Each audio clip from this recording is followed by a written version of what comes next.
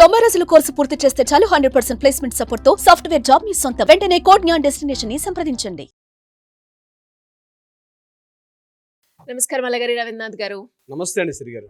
Sir, rental agreement, అసలు rental agreement అంటే ఏంటి? ఇది ఎవరిద్దరి మధ్యలో జరుగుతుంది? అండ్ అలాగే ఎవరైనా కూడా ఈ అగ్రిమెంట్ రాసుకోవాలి అంటే వాళ్ళు ఎలాంటి లీగల్ పరంగా ప్రొసీజర్ ఫాలో అవ్వాల్సిన అవసరం ఉందంటారు?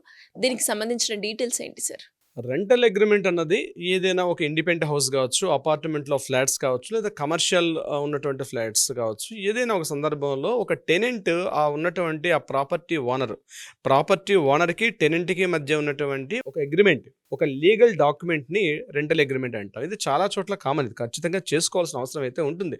రెంటల్ అగ్రిమెంట్ అన్నది కూడా అంటే ఈ రెంటల్ అగ్రిమెంట్కి కూడా దీనికి సంబంధించి లీగల్లో కొన్ని చట్టాలు కూడా నిర్దేశించి ఉన్నాయి. రెంటల్ అగ్రిమెంట్ యాక్ట్ అని ఆయా రాష్ట్ర ప్రభుత్వాలకు కూడా ప్రతి స్టేట్ గవర్నమెంట్ ఒక రెంటల్ అగ్రిమెంట్ యాక్ట్ ఉంటుంది.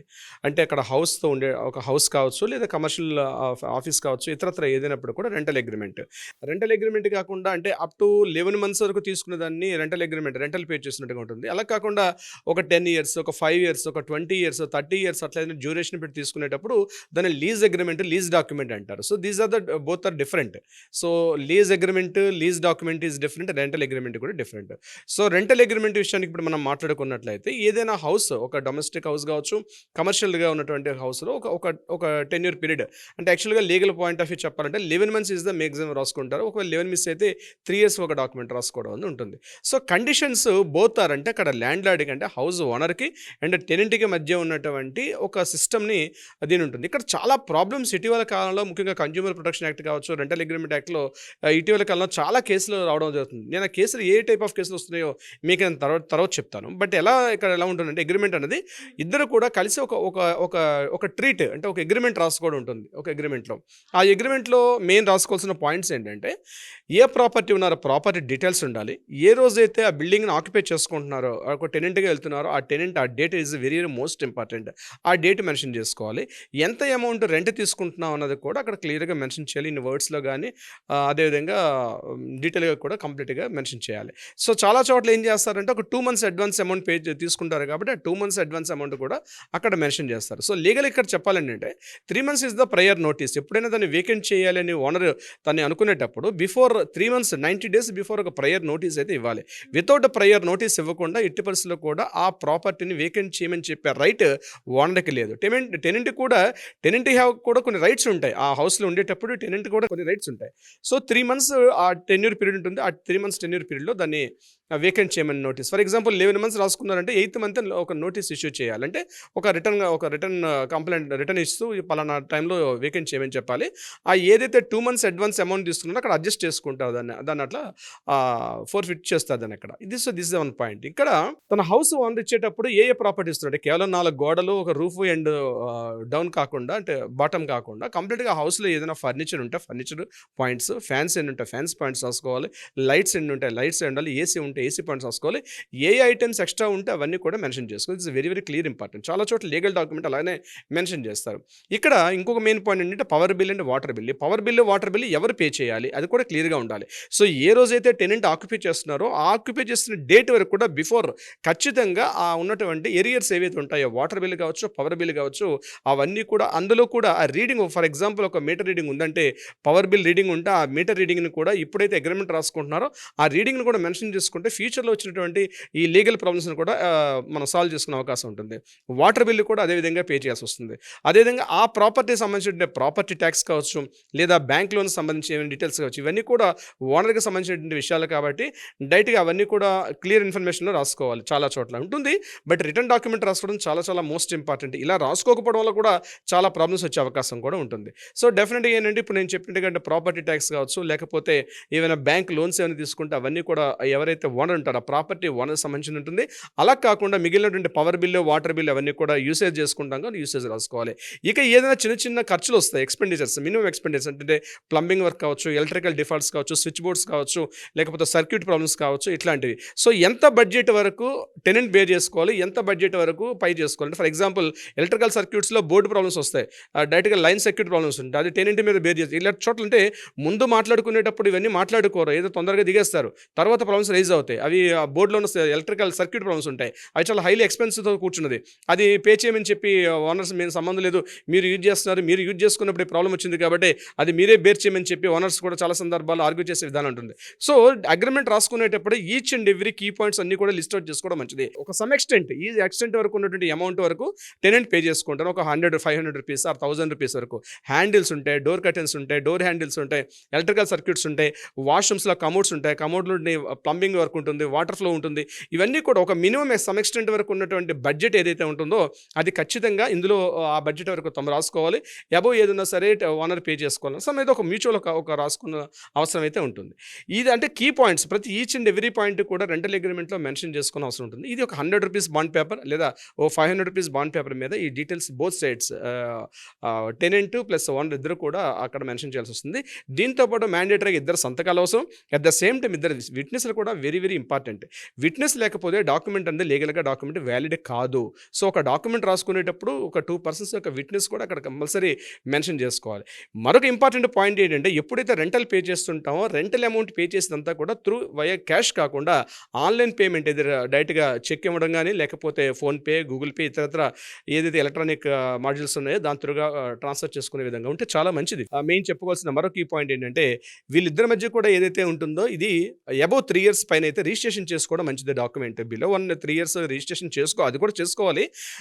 సమ్ ఎక్స్టెన్షన్ టైం ఉంటుంది కాబట్టి అబౌవ్ 3 years పైన డాక్యుమెంట్ రాసుకోవాలి. లీజ్ అగ్రిమెంట్స్ ఖచ్చితంగా రిజిస్ట్రేషన్ చేసుకుంటే ఆ రిజిస్ట్రేషన్ ఫీజు వేసుకోవడం దానికి ఒక అథెంటికేషన్ ఉంటుంది. సో ఇది రిజిస్ట్రేషన్ ఈ డాక్యుమెంట్ ఏదైతే రాసుకున్నటువంటి రెంటల్ అగ్రిమెంట్ ఇది రిజిస్ట్రేషన్ చేసుకోవచ్చు. నాన్ రిజిస్టర్డ్ డాక్యుమెంట్ కూడా ఇది కూడా వ్యాలిడ్గానే ఉంటుంది. మరొక ఇంపార్టెంట్ పాయింట్ ఏంటంటే ఇద్దరు ఒక అగ్రిమెంట్ రాసుకున్నారు, అయిపోయింది, ఇద్దరు కలిసి ట్రావెల్ చేస్తున్నారు, మంత్లీ రెంటల్. ఇక్కడ ఏదైనా ఒకవేళ డిఫాల్ట్ అయితే రెంటల్ ఈఎంఐ పే చేస్తున్నప్పుడు డిఫాల్ట్ అయితే ఇక్కడ ప్రాబ్లం రైజ్ అవుతుంటుంది. దీనికి సంబంధించి మన లీగల్ చట్టాలు కొన్ని ఉన్నాయి. ముఖ్యంగా ఇండియన్ కాంట్రాక్ట్ యాక్ట్ 1872 దాంట్లో సెక్షన్ 10 అండ్ సెక్షన్ 93 నుంచి 94 అదేవిధంగా 103, 105, 111 ఈ సెక్షన్స్ అన్నీ కూడా రెంటల్ అగ్రిమెంట్ సంబంధించి ఒకవేళ డిఫాల్ట్ అయితే లేదా ఎలా అగ్రిమెంట్ రాసుకోవాలి, ఎలా చేయాలనే విషయం మీద దీని మీద క్లియర్గా ఒక చట్టం ఇండియన్ కాంట్రాక్ట్ యాక్ట్ 1872లో దీనికి సంబంధించి మన సెక్షన్స్ అన్నీ కూడా ఉంటాయి. నెంబర్ 2 పబ్లిక్ ప్రిమిసెస్ యాక్ట్ 1971 అంటారు. దీంట్లో కూడా పబ్లిక్ అంటే ప్రభుత్వ స్థలాల్లో గవర్నమెంట్ ఏదైనా లీజుకి ఇచ్చినట్లయితే ప్రభుత్వ స్థలాల్లో ఎట్లా ఆక్యుపై చేయాలి, ప్రభుత్వ స్థలాల్లో ఇటువంటి రూల్స్ అండ్ రెగ్యులేషన్స్ ఉంటాయి. అది 1971 పబ్లిక్ ప్రెమిసెస్ యాక్ట్ అని చెప్పి దాంట్లో క్లియర్గా ఇన్ఫర్మేషన్ ఉంటుంది. ఇది కాకుండా ఎవ్రీ స్టేట్ కూడా రెంటల్ కంట్రోల్ బోర్డు ఉంటుంది. రెంటల్ కంట్రోల్ బోర్డు నిర్దేశించేటువంటి ఆ రెంట్స్ వరకు మాత్రమే సమ్ ఎక్స్టెంట్ వరకే ఉండాలి కాబట్టి అక్కడ కూడా కొన్ని ఉండే అవకాశం ఉంటుంది. ఇవన్నీ కాకుండా ఫైనల్గా కన్జ్యూమర్ ప్రొటెక్షన్ యాక్ట్ ఒకటి ఉంటుంది. ఇక్కడ ఏదైనా ప్రాబ్లమ్స్ వచ్చినట్టయితే కన్జ్యూమర్ ప్రొటెక్షన్ కోర్టులో కూడా ఉండే అవకాశం కూడా ఉంటుంది. ఇప్పుడు నేను చెప్పినటువంటి ఈ సెక్షన్స్ యాక్ట్స్ ద్వారా కూడా బోత్ సైడ్స్ అంటే ఏ ఒక్కరూ ఇబ్బంది పడకుండా కూడా మనకుండే చట్టాలు సెక్షన్స్ మనకి క్లియర్గా చెప్పడం జరుగుతుంది. ఒకవేళ వైలేట్ చేస్తే దాన్ని ఏ రకంగా సెక్షన్స్ పనిష్మెంట్స్ కూడా ఇందులో ఉండే అవకాశం ఉంది. ఒకవేళ ఇప్పుడు ఇందాక నేను చెప్పినట్టుగా ఒకవేళ ఈఎంఐస్ అంటే ఆ రెంటల్గా ఇంప్రాపర్గా పే చేయనప్పుడు దానికి కావాల్సిన కోర్టుకి వెళ్ళినప్పుడు కొంత గ్రేస్ పీరియడ్ కూడా ఇచ్చే అవకాశం ఉంటుంది. దీనిలో వరీ చెందాల్సిన అవసరం కూడా లేదు. సో దీస్ ఆర్ ద యాక్చువల్గా రెంటల్ అగ్రిమెంట్ సంబంధించినటువంటి ఒక బేసిక్ నాలెడ్జ్. రీసెంట్గా నాకు ఒక కేసు కూడా వచ్చింది దీనికి సంబంధించి. వాళ్ళు ఏంటంటే 2019 నుంచి కూడా అదే బిల్డింగ్లో ఉంటున్నారు. అయితే ఇక్కడ ఓనర్ మాత్రం రెంటల్ అగ్రిమెంట్ ఇవ్వడానికి మాత్రం సిద్ధపడి లేడు. అయితే వాటర్ బిల్లు, పవర్ బిల్లు మాత్రం పే చేస్తున్నారు. ఎప్పుడు రెంటల్ అగ్రిమెంట్ అడుగుతున్నా కూడా ఆయన పోస్ట్ పోన్ చేసుకుంటూ వెళ్ళిపోతున్నాడు. బట్ ఎవ్రీ మంత్ టెన్షన్గా పేమెంట్ తీసుకుంటున్నాడు. ఆ పేమెంట్ కూడా క్యాష్ పేమెంట్ తీసుకుంటాడు తప్ప ఆన్లైన్ పేమెంట్ కానీ ఏది కూడా తీసుకోవట్లేదు. చెక్ కానీ యాక్సెప్ట్ చేయట్లేదు, ఇతరత్ర ఏం చేయట్లేదు. క్యాష్ మాత్రం ఇమ్మని చెప్పి డిమాండ్ చేస్తున్నాడు. ఆయన ఎవ్రీ 3 monthsకి 4 monthsకి యాక్చువల్ లెక్క ప్రకారం ఏంటంటే ఆ ప్రాపర్టీకి అప్రిసియేషన్కి every month for example 10,000 rupees మనం పే చేస్తున్నాం అనుకో రెంట్. సో ఎవ్రీ ఇయర్ ఒక 10% యాడ్ చేసుకుంటే మనకు 11,000 రూపీస్, నెక్స్ట్ ఇయర్కి ఇంకో 1,000 రూపీస్ అలా ఇంక్రీజ్ చేసుకుంటూ వెళ్తారు రేట్ని.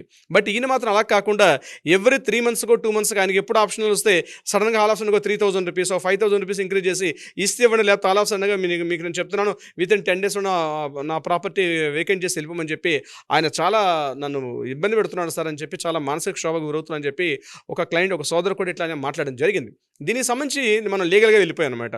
సో లీగల్ రెమెడీ తీసుకోవడం వల్ల దీనికి క్లియర్గా ఉంటుంది. ఎందుకంటే లీగల్గా వెళ్ళి ఆ పర్సన్కి మనం లీగల్ నోటీస్ కూడా ఇష్యూ చేయడం జరిగింది. చాలామంది అంటారు, సార్ మా దగ్గర బిల్స్ లేవు, మాకు ఎటువంటి ఉన్నట్టు లేదంటే ఒకటే గుర్తుపెట్టుకోండి, మీరు పవర్ బిల్ పే చేస్తుంటే ఆ పవర్ బిల్ అన్నది మీ యొక్క ఫోన్లో ఏదైనా గూగుల్ పేనో, ఫోన్పేనో, ఇతరత్ర ఏదైనా డైరెక్ట్ ఆన్లైన్లో పేమెంట్ చేసినట్లయితే ఆ యొక్క రిసిట్స్ మాత్రం మీ దగ్గర పెట్టుకోండి ఎవ్రీ మంత్. అది ఉన్నప్పుడు మనకు కొంత ఎవిడెన్స్ మనం కోర్టు కూడా సబ్మిట్ చేసే అవకాశం ఉంటుంది. ఈ రకంగా హెరాస్మెంట్ చేస్తామని చెప్పి హెరాస్మెంట్ యాక్ట్ కింద కూడా ఆయన మన కేసు బుక్ చేయడం కూడా జరిగింది. ఎందుకు నేను ఇవన్నీ చెప్తున్నానంటే, రెంటల్ అగ్రిమెంట్ అన్నది అర్జెంటుగా నీడ్స్ కోసం చెప్పి దాన్ని అంటే దగ్గరగా స్కూల్స్, కాలేజెస్, హాస్పిటల్స్ అన్నీ అంటే వర్కింగ్ ప్లేసెస్ చాలా దగ్గరగా ఉంటుందని చెప్పి ఆ దగ్గరగా వెళ్తారు. బట్ అక్కడ ఉన్నటువంటి డెన్సిటీ ఆఫ్ ది పాపులేషన్ వల్ల మనకు అనుకున్నటువంటి ప్రాపర్టీ అక్కడ రెంట్కి దొరకపోవడం వల్ల అడ్జస్ట్ అవుతాం. ఈ టైంలో ఈ ఓనర్ నుంచి వచ్చేటువంటి హెసిటేషన్స్, ఎక్కడ గోడకు మీకు కొట్టకూడదని, అదని ఇదని రకరకాల హెరాస్మెంట్ చేస్తుంటారు, చాలా ఇబ్బందులు పడుతుంటారు. ఇటువంటి సందర్భాల్లో దీనికి సంబంధించి కరెక్ట్ అయిన లీగల్ రెమెడీస్ కూడా ఉన్నాయి.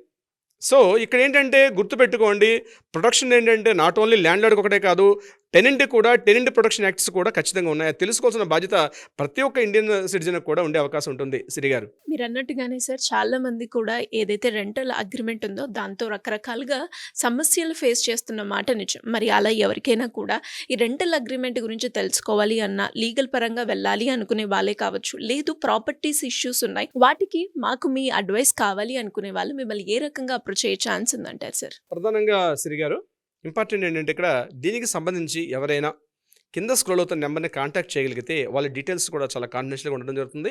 అయితే ఆ పర్సన్కి సరైన సలహా సంప్రదింపులు ఇచ్చే అవకాశం మన లీగల్ టీం వాళ్ళకి అప్రోచ్ అయ్యి ఒక దిశానిర్దేశం చేస్తారు. అది కాకుండా న్యాయపరంగా పరిష్కారం కావాలంటే కూడా డెఫినెట్గా లీగల్ టీం వాళ్ళకి అప్రోచ్ అయితే వాళ్ళు అన్ని విషయాలు కూడా మీకు క్లియర్గా చెప్పే ప్రయత్నం చేస్తారు. సిరి గారు, thank you sir, thank you so much. Thank you so much అండి.